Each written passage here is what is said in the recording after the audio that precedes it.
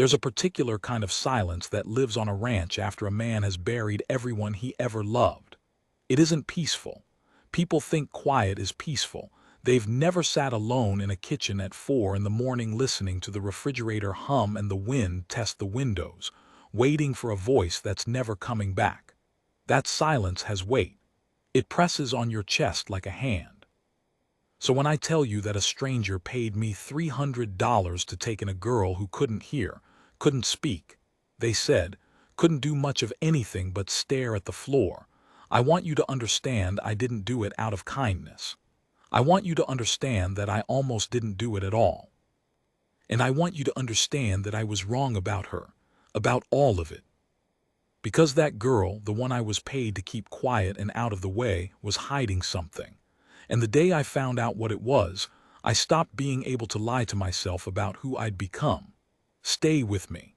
This is the truest thing I've ever told anybody, and I've spent a long time being a coward about it. It started in October, with a knock I almost didn't answer. I'd stopped answering doors a few years back. Wasn't anybody I wanted to see, and the folks I want to see don't knock anymore. Naomi used to say I had a face like a locked gate, and after she passed, I figured I might as well live up to it. 40-some-odd years on this land in the high country, and the last decade of it spent talking mostly to horses and the dog was getting old enough that he'd stopped pretending to listen. But this knock had something to it. 3 slow raps and then a pause, like whoever was out there wasn't sure they wanted me to open up any more than I wanted to. That's the thing about being alone a long while, you get good at reading the texture of a sound. I knew it wasn't the propane man. I knew it wasn't Earl come to complain about the fence line again. I opened the door, and there was a man in a gray coat too thin for the weather, and beside him a girl maybe 11 or 12 years old, looking at my boots. "Mr. Halloran," the man said. "Depends who's asking." He had the kind of smile a man wears when he's already decided how a conversation is going to go. "My name's Coyle. I work with a placement service, children who have fallen through the cracks, you understand. Foster situations, the system being what it is." He glanced down at the girl. "This is Wren. She's deaf, hasn't spoken a word in the time anyone's known her. Sweet girl, no trouble at all. We're having difficulty placing her because of, well, her situation." I looked at her. She had brown hair that somebody had cut without much care, blunt across the front, and a coat that was somebody's hand-me-down 2 sizes too big. She didn't look up. She had her hands tucked into her sleeves, gripping the cuffs, and I noticed, because I notice things, it's a curse, that her knuckles were white. "I don't have anything to do with children," I said. "I understand, I do." Coyle reached into his coat and took out an envelope, and that's where the whole rotten thing turned. "There's compensation. The state provides a stipend for temporary placement, $300 a month plus a one-time settlement for the inconvenience of taking her on short notice. We just need somewhere quiet, somewhere she won't be a bother to anyone. You're remote out here. That's a virtue in her case. Now I want to be honest with you because I promised I would. I should have said no. A decent man would have shut the door. But I was 3 months behind on the feed bill, and the bank had sent me 2 letters I hadn't opened, and the truth is that money in an envelope to a man who has stopped expecting anything good is a powerful thing. It's not pretty, but that's how it was. I looked at the girl one more time. She'd lifted her eyes about an inch, not to my face, to my hands. She was watching my hands the way a person watches a dog they're not sure about. "A month," I said. "Trial. She causes trouble, you come get her." "Of course." Coyle's smile widened. He pressed the envelope into my palm so fast it was like he'd been afraid I'd change my mind. He set down a duffel bag that couldn't have weighed 10 pounds. "There's paperwork I'll mail you. Don't you worry about a thing." He was in his car before I'd finished thinking of a question to ask. Tires on gravel, dust, and gone. And I was standing in my own doorway holding $300 and looking at a child I'd just bought like a head of cattle. She still hadn't looked at my face. The first night, she wouldn't come inside past the kitchen. I showed her the spare room, Naomi's sewing room, that I hadn't gone into in I don't want to say how long, and she stood in the doorway looking at the bed like it might bite her. I waved at it, pointed, made the dumb, exaggerated gestures you make when you've decided a person can't understand you. Bed, sleep, yours. She watched my hands move and her face didn't change at all. I felt like a fool. I'm a man who spent his life with animals, and I know the difference between a creature that doesn't understand you and one that's decided not to trust you. She understood plenty. She just didn't believe a word of it. I made eggs, set a plate in front of her. She didn't touch it until I'd left the room, and when I came back the plate was clean and she was sitting straight-backed in the chair with her hands folded, like she was waiting for the next thing. The bad next thing. You could see it in how she held herself, bracing. I'd seen that posture before, on rescue horses. The ones that flinch before you've even raised your hand, because somebody raised their hand so many times that flinching became the whole of who they were. That night I lay awake and I'll tell you the thought I had, and it shames me. I thought, 1 month, and then she's somebody else's problem and I'll have the money. I told myself she wasn't my responsibility. I told myself the world is full of broken things and a man can't fix all of them and shouldn't try. I'd believed that for years. It had kept me comfortable in my misery. But around 3 in the morning I heard a sound from the sewing room. A small sound. Not crying exactly. More like the careful, swallowed-down breathing of somebody who has learned that crying out loud gets you noticed, and being noticed is dangerous. I stood outside that door for a long time with my hand raised to knock, and I didn't knock, because what was I going to say? A deaf girl can't hear me knock anyway. That's what I told myself. I went back to bed. I am not proud of that. The days fell into a rhythm because that's what days do, even bad ones, even uncertain ones. I'd make breakfast and she'd eat it once I'd turned my back. I'd go out to the horses, and after a few days she started following me, hanging back by the fence, watching. The dog took to her before I did. His name's Buck, old blue heeler. Mostly cloud-eyed now, and he started lying down near wherever she settled. She'd put one small hand on his back and just leave it there. He let her. Buck doesn't let just anybody. I watched her around the animals and I started to revise my opinion of her. The way you revise your opinion of a horse once you've seen how it moves when it thinks nobody's looking. She was careful. She was watchful. She noticed when a gate was off its latch before I did. She figured out the feeding order of the chickens. There's a pecking order, literal, and a person who pays attention can see it, and most people never pay attention. She paid attention to everything. And here is the thing I started to notice. The thing that made the hairs on my neck stand up the first time I clocked it. She reacted to sounds. Not all of them. She was very good at not reacting. But one afternoon I dropped a bucket behind her, hard on the concrete of the barn, and for just a fraction of a second before she caught herself, her shoulders jumped. Just a flinch. And then she went perfectly still, the way you go still when you've made a mistake and you're hopping nobody saw. I saw. I didn't say anything. I want to be clear that I didn't pounce on it, didn't make a thing of it. Something in me, call it the part of me that spent a lifetime gentling frightened animals, knew that the worst thing I could do was let her know I'd seen. Because if she was pretending to be deaf, she had a reason. People don't carve themselves into a smaller, quieter shape for no reason. They do it to survive something. So I just kept on, but I started talking to her. Out loud, like she could hear me.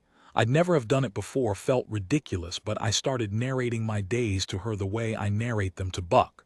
Going to check the south fence, that section always goes first after a freeze. Your eggs are coming up. Storms rolling in off the ridge, can smell it. I never looked at her when I said these things. I'd say them to the horizon, to the feed bucket, to the middle distance, giving her the safety of not being looked at. And little by little, she came closer. It was the 3rd week when the storm came in for real. Not the little spitting things we'd been having, a proper one, the kind that drops the temperature 30 degrees in an hour and turns the road into something you don't drive on if you value your life. The power went out a little after dark. I lit the kerosene lamps, the old ones from the closet, and the kitchen filled up with that yellow trembling light that I hadn't seen in years and that Naomi used to love. Wren sat at the table with Buck's head in her lap. The wind was screaming around the corners of the house. I made cocoa on the propane stove because there wasn't much else to do, and I set a cup in front of her, and I sat down across from her, and for the first time since she'd arrived, I looked at her straight on. "I know you can hear me," I said. She went still, that bracing stillness. Her hand stopped on Buck's head. "I'm not going to do anything about it," I said. "I'm not going to tell anybody. I'm not even asking you to talk. I'm tired of pretending, and I think you might be too.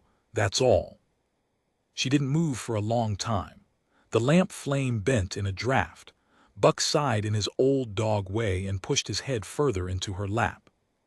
And then slowly, like it cost her something, she lifted her eyes to mine. Brown eyes, sharp, older than they had any right to be.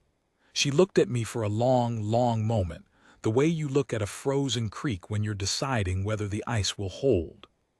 She didn't speak, but she nodded just once. "It doesn't sound like much. I know that. But I have to tell you that something cracked open in my chest when she did it, something I'd had bolted shut since the day I lowered Naomi into the ground. Because that nod was trust. Tiny, terrified, conditional trust. And it was the first thing anyone had given me in years that I hadn't paid for or bartered for or earned through gritted obligation. I didn't deserve it. I'd taken her for money. I'd lain awake counting the days till she'd be gone.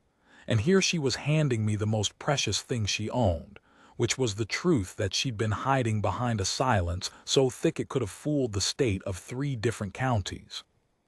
I had to look away. Grown man, and I had to look at the lamp so she wouldn't see my eyes. After the storm passed, things changed between us, though slow. She still didn't speak. I came to understand that the not speaking and the not hearing were 2 different things, and the second was a lie, but the first might not be, not entirely. But she started letting me teach her how to hold the reins, how to read a horse's ears. She had a gift for it that I've seen maybe twice in my life. The big bay gelding, Cortez, who'd thrown 3 trainers and 1 vet, let her walk right up to him on the 4th day she tried. Like he recognized something in her. Like he knew. She started leaving me things. That was how she talked, I came to learn. A wildflower on the windowsill. The good knife I'd been hunting for, sharpened and oiled and set by my plate. One morning I found that she'd mended the tear in my work coat with stitches so small and even I almost couldn't see them. And I thought of those same small stitches I'd noticed the day she came, and I understood she'd been a careful, useful, watched over her shoulder kind of child for a long, long time.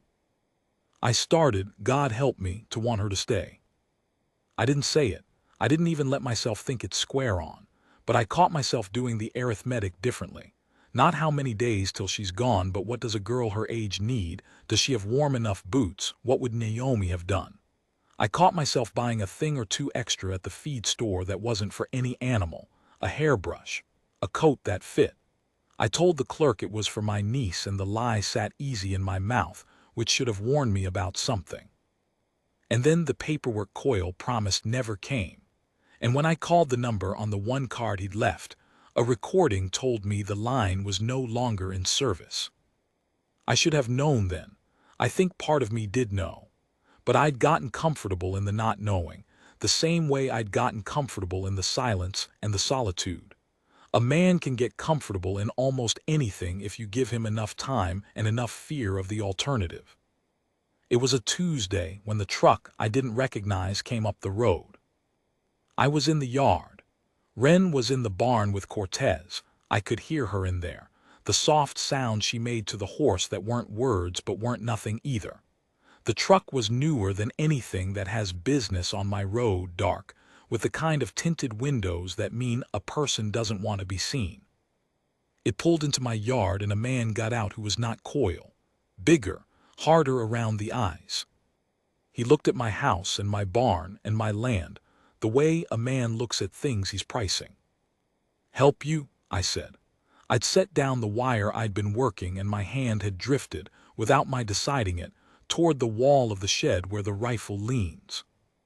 "Looking for a girl," he said. "Brown hair, doesn't talk. I have reason to believe she was placed here by mistake. There's been a administrative error." He smiled when he said it, and there was nothing administrative about that smile. "She belongs with us, family business, you understand." Behind me in the barn, the soft sounds had stopped. She'd heard, of course she'd heard. She heard everything. That was the secret, wasn't it? Not just that she could hear, but what she'd been listening for all this time, every day, in every silence. The sound of this exact truck coming back up this exact road. And I understood all at once in the cold pit of my stomach that the $300 in that envelope had never been about fostering a child at all. That Coyle and this man and whatever was behind them had been hiding her, not placing her. That I hadn't taken in a girl who'd fallen through the cracks. I'd taken in a girl somebody was trying very hard to make disappear. The man in my yard was still smiling. That was the part I couldn't get past. A reasonable person doesn't smile like that, easy, patient, unless he's done this before, unless taking things has always been simple for him, unless nobody he's ever come for has had anybody to stand in front of them. "Family business," he'd said. I didn't move toward the rifle. Not yet. A lifetime around skittish animals teaches you that the worst thing you can do in a tense moment is the sudden thing. So I stood where I was and I made my voice flat and slow. "Don't know any girl that fits that," I said.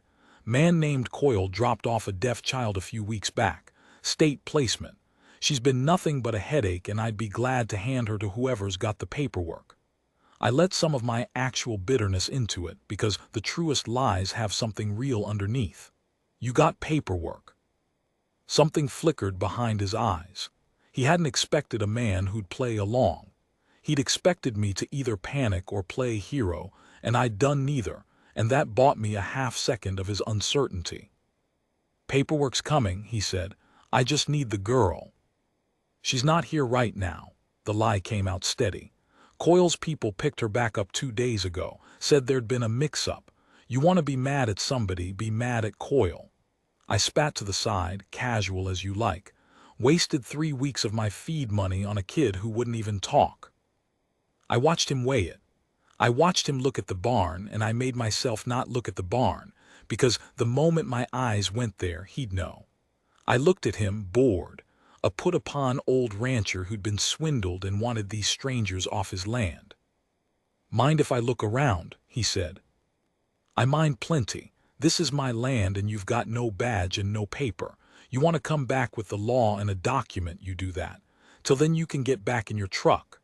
I let my hand settle at last on the cool wood of the rifle stock where it leaned, not raising it, just letting him see that I knew it was there. "I've had a long day, friend." For a moment the whole world balanced on a wire. The wind moved through the cottonwoods. Buck, who'd come around the side of the house, stood with his hackles up and made a low sound in his chest that I'd never heard him make in 15 years. And the man decided I wasn't worth the trouble. That day. He smiled again. "I'll be seeing you was in it, plain as print," and he got in his truck and backed out slow, in no hurry, wanting me to know he wasn't running. Then the road took him, and the dust settled, and I could breathe again. I went into the barn. Wren was pressed into the corner of Cortez's stall, behind the big horse, who'd put his body between her and the door without anybody asking him to. Her eyes were enormous. Her hands were shaking. I knelt down slow, the way you approach the frightened ones, and I didn't reach for her. I just got down on her level and I said, quiet, "He's gone. I sent him off. He's gone." And she looked at me, and for the first time in 3 weeks she spoke. Her voice was rusty, cracked from disuse, barely above a whisper, and the first word out of it I will carry with me until the day I die. "You lied," she said, "for me." I had to sit down right there in the straw, a man my age in the dirt of his own barn. "Yeah," I said, "I did." "Why?" And there it was. The question I'd been dodging for 3 weeks, the one I'd buried under the feed bill and the envelope of money and the comfortable cold story. I told myself about not being responsible for the world's broken things. Why? She wanted to know if I was safe. She'd learned, somewhere in whatever she'd survived, to find out the why of a kindness, because kindness with the wrong why underneath it is the most dangerous thing in the world. I could have said something noble. I'm glad I didn't. I told her the truth because she'd given me hers, and it was the only currency I had left that was worth anything. Because I took money to keep you, I said. $300.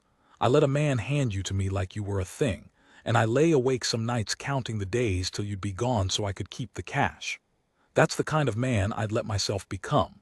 And somewhere in these 3 weeks you went and mended my coat and gentled a horse 3 grown men couldn't touch, and you left flowers on my windowsill, and I figured out I'd been the one who couldn't hear. Not you. My voice did something I didn't ask it to. So I lied for you because I'd rather lose this whole place than hand you back to that. That's the why. It's not a pretty one, but it's true. She studied me a long while. Cortez shifted his weight and blew air through his nose. Then she came out from behind the horse and she sat down in the straw beside me, close but not touching, and she started to talk. And once she started, she couldn't stop. 3 weeks and maybe 3 years of silence coming out of her in a low, steady river, and I let it come. Her name wasn't Wren. That was a name Coyle's people had pinned on her. Her real name she said only once, quiet, and I'm not going to write it here, because it's hers and she's earned the right to give it to who she wants. She'd grown up in a house that wasn't a home, in a town 3 states over, with people who weren't the kind you call family no matter what the law says. The man in the truck and the man called Coyle were part of something. She didn't have all the pieces. She was a child and they'd kept her ignorant on purpose, but she'd seen things. That was the heart of it. She'd seen things she wasn't supposed to see, and a child who's seen things is a liability. And the cheapest way to deal with a liability is to make it disappear into the foster system in pieces, passed hand to hand, placed somewhere remote with somebody who wouldn't ask questions. Somebody like me, a bitter old hermit who'd take an envelope and not look too hard. And the deafness, the silence, she'd built that herself, brick by brick. She'd figured out young that a child who can't hear is a child nobody worries about repeating things. A deaf girl is safe in a room full of dangerous talk. So she'd gone quiet and then quieter, and then she'd stopped letting on that she heard anything at all, and she'd held that lie so long and so perfectly that it had nearly swallowed the real girl underneath. I forgot sometimes, she whispered, that I could still talk. I'd practice at night so I wouldn't lose it. That was the sound I'd heard that first night. Not crying. A child in the dark, practicing the sound of her own voice so the world wouldn't take that from her too. I'm not a man who cries. I didn't cry when the bank sent the letters or when the truck pulled into my yard. But I'll tell you I came close, sitting in that straw, listening to that. We didn't have time to sit with it long. Because I knew, we both knew, that the man in the truck was coming back. And next time he'd bring paper, real or forged, and friends, and there wouldn't be any sending him off with a hard look and an old dog growling. Here's where I have to tell you about the decision, the morally heavy one, the one I think about still. The safe thing, the legal thing, was to call the county sheriff and lay the whole story out and trust the system to protect her. But the system was the thing that had passed her hand to hand. The system was Coyle. I had no way of knowing how deep it went, who was bought, whose cousin worked which desk. If I called the wrong office, I'd be calling the men who wanted her gone and telling them exactly where to come. And the other thing, the thing that whispered to me at 3 in the morning, was that I could just keep quiet, hunker down, hope they didn't come back, keep my land and my routine and the comfortable shape of my life, and gamble her safety on the chance that they'd decide she wasn't worth the trouble. I lay awake the way I'd lain awake that first night. Only this time I wasn't counting the days till she'd be gone. I was counting the ways I could keep her. In the morning, I made a choice that cost me the only thing I had left. I sold the ranch. It wasn't all at once and it wasn't simple, but the bones of it are this. I'd been sitting on land that men with money had wanted for years. I'd refused every offer because it was Naomi's land. It was where she was buried. It was the last thing I had of the life we'd built. Selling it was like selling a piece of my own body. I called the man who'd been after it the longest, and I named a price below what it was worth. Fast money, cash, no questions, gone by Friday money. And I took that money and I did the thing I should have done with the envelope on day one. I found people I could actually trust. There was a woman, a retired federal investigator Naomi had known from church years back, who'd moved to the coast and who I'd written off as too far and too long ago. I called her. I told her everything.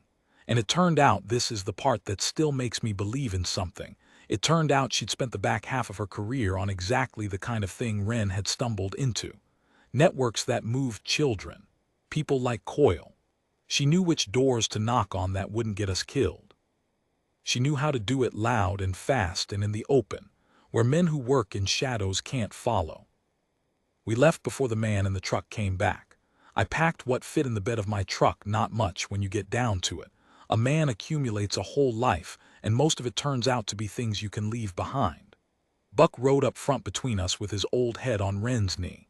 I stood for a minute at Naomi's grave before we pulled out, and I told her what I was doing, and I felt more than heard that she understood. She'd have done it years before I did. She was always braver than me. The last thing I saw in the mirror was the barn, and the gold light coming off the ridge, and then the road bent and it was gone. It took 8 months to break the thing open. I'll spare you the machinery of it, the statements, the careful people, the long quiet rooms where Wren told the truth in her own rusty voice to people who wrote it all down and believed her. Coyle ran and got caught. The man from the truck got caught with him. There were others further up, and the woman from the coast told me, the last time we spoke, that pulling that thread was going to take years, and that some of it would never fully come out into the light. That's how it is, she said. You don't get to fix all of it. You get to save the one in front of you. The one in front of me. She's safe now. That's the part that matters, and it's the part I'll give you plainly because she deserves to have it said plainly. She is safe, and she is somewhere good with people who were vetted down to the bone, people who will not pass her hand to hand, who let her talk as much or as little as she wants and never once mistake her quiet for emptiness. It isn't with me. I want to be honest about that because I promised I would be. A single old man with no land and a dying dog and a history of taking envelopes is not who a court hands a traumatized child to, and that's right. That's as it should be, and I didn't fight it. I'd already gotten the only thing I was owed, which was the chance to be, for a little while, the man Naomi always thought I could be instead of the one I'd let myself become. But I get letters. Every few months an envelope comes, a real one now, not the kind with money in it. Inside there's a sheet of paper covered in handwriting that gets a little neater each time, a little more like a girl who has room in her life to practice things other than her own voice in the dark. She tells me about school, about a horse at the place where she lives, a mare she's gentling, and I can tell from how she writes about it that she's got the gift still, that nobody managed to take that. She signs them with her real name, the one she gave me only once, in the straw, the day I lied for her. The last letter ended with a line I've read more times than I'll admit. She wrote, "You said you couldn't hear me, but you were the first one who did. I don't have the land anymore. I rent a small place at the edge of a different town, and Buck finally went, peaceful in the spring, and I buried him under a tree where the light comes through good in the morning. I'm an old man with very little, by any accounting a person would make of it. But I'll tell you something I figured out, sitting on a borrowed porch with a letter in my hand, and the evening coming on. That silence I told you about at the start, the one with weight, the one that pressed on my chest like a hand. It's gone. I went looking for it the other night, the way you'll prod at a tooth that used to ache, and it wasn't there. Somewhere between an envelope I should have refused and a girl who taught me I'd been the deaf one all along, the hand lifted off my chest, and I didn't even notice the moment it happened. I think about the man I was, lying awake counting the days till a frightened child would be gone so I could keep $300. And I think about who she made me, without ever meaning to, just by handing me her terrible, fragile, conditional trust and trusting me to be worth it. People ask me, the few who know the story, whether I'd do it again. Sell the land, lose everything, start over old and broke in a town where nobody knows my name. I don't answer them. Some things you don't put into words. You just keep the letters in a box by the bed, and you read them when the nights get long, and you let a girl 3 states away go on thinking you were braver and better than you ever were. Maybe that's a kind of lie too. But it's the only one I've got left, and I think Naomi would forgive me this one.